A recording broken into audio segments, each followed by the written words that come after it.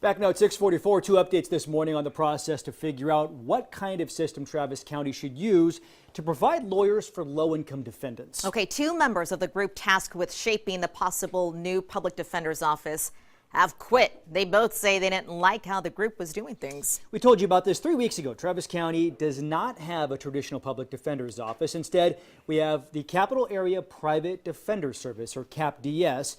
The county pays private attorneys a flat rate to then represent clients who can't afford a lawyer on their own. So it means CAPD's attorneys handle both their regular paying clients and they also take on the ones that they are assigned. Commissioners set up the working group to hammer out what a dedicated public defender office would look like. And now, just 2 months into it, 2 of the 14 members resigned. Chris Davis has been following the latest for us and joins us now to sort it all out. Good morning.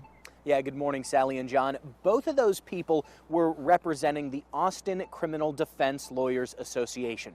That group pulled its support, and both of the people who quit did so with resignation letters to both the group and to county commissioners. So those commissioners, they're going to be meeting here tonight to decide what to do about those 2 open spots. Now, take a listen here to part of the letter from the Criminal Defense Lawyers Association. They say, our members were disregarded, discounted, and vilified by non-legal activists lacking the technical expertise and experience necessary to build a legal services organization. Basically what that means, the association is saying the working group cares more about input from community groups than about that from lawyers who know about things like caseloads. The Defense Lawyers Association also says the working group should talk more about fixing and funding CAPDS.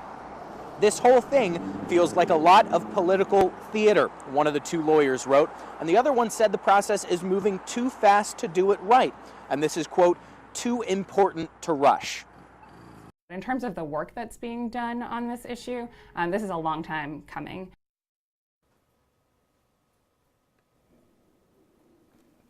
Of the Texas Fair Defense Project.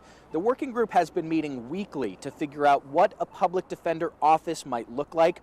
She says they're looking at how to fix CAPDS too.